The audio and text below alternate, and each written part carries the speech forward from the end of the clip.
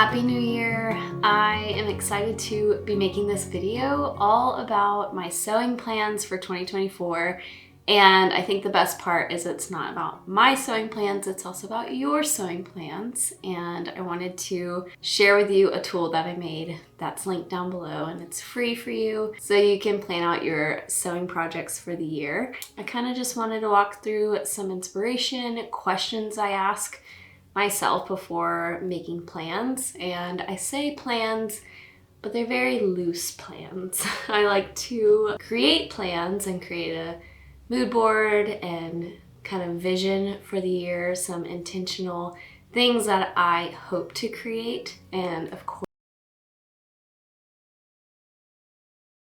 new inspiration strikes, and I'm excited to see kind of how the year plays out, what I end up making. I am having a baby in a couple months, so that will of course change things and definitely change the pace of which I make things, which I am excited and expectant for. So I am planning a lot of things around that, which I will share with you. So in the guide below, you will find just some questions, a PDF that's going to help spark your imagination, spark some questions that are going to help you create intentional sewing projects and end up with makes that you are so proud of and excited to use, to gift, to have in your home, to wear. And I'm excited to see what you create with that. So on the guide, you'll kind of see overall what are your intentions for the year, what are your intentions and values around making. I think it's easy to kind of get caught up into what everyone else is making, but when you kind of boil it down and ask yourself, what are your values?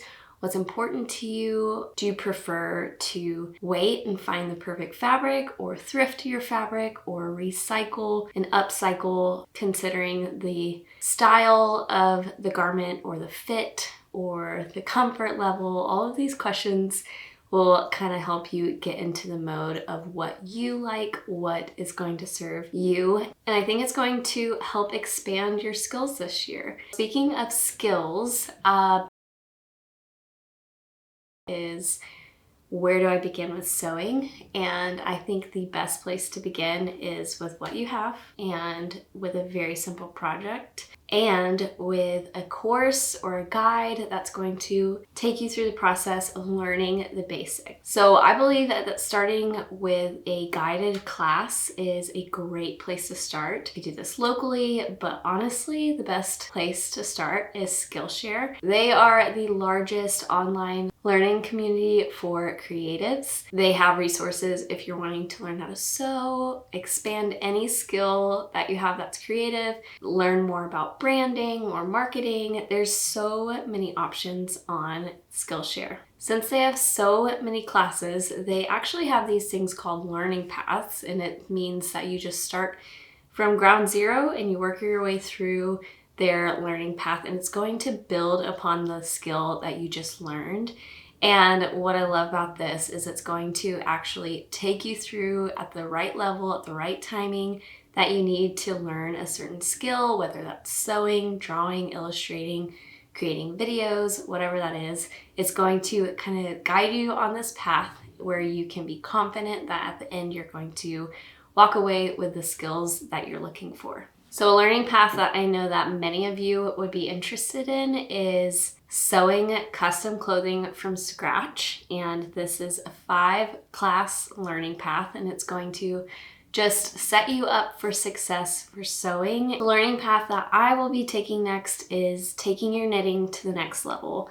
I've talked about knitting a few times on here before, and I've kind of talked about how it's not as intuitive and easy for me to learn as sewing has been. So I am excited to expand my knowledge and understanding of this craft that would be perfect for postpartum, perfect for sitting on the couch next to a sleeping baby, to kind of put my hand to some important work that will fill me up. You know how much I love to talk about working with your hands and how important it is to have a hobby. And Skillshare is the perfect way to start with those skills and to invest in yourself for the new year. And the best part about it is the first 500 people that click so you can understand what I'm talking about with the benefits of all of the learning paths that they have.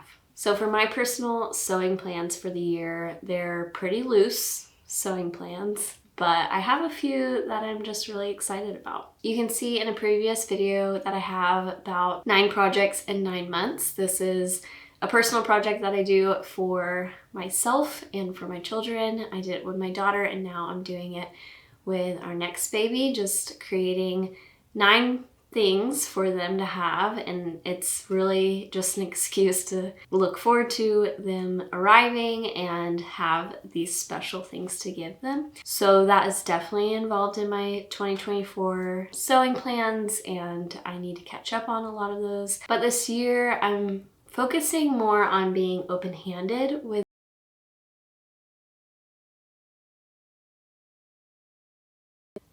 there's a baby coming, and that might just throw a lot of my rhythms off. It took me a little bit of time to get back into sewing after having my daughter, but the practice of sewing was really what helped me postpartum. So I am excited to go in with a new mindset, have less of a goal that has to be this crazy idea and more of just what is something small that I could even sew on the couch, hand sew, and really focus on and have that as an excuse to just rest and process and just enjoy that sweet, restful season. So for this, I have some plans to do some smaller projects like smocking and embroidery, knitting, like I talked about with the learning path that I'm taking, and just focusing on smaller couch type projects. A bigger project that I have promised my husband is a garment for him. I've actually never sewn anything for my husband, and he has been reminding me of that. And so I'm going to find a pattern and follow it and sew something for him. Part of that process is finding the perfect fabric and the perfect pattern for what I want to make him. I kind of have an idea in my head, so I'll add some inspiration photos and see how that evolves. Hopefully, maybe by his birthday, which is in April. We'll see. I have a goal to use the fabric and the patterns that I already have.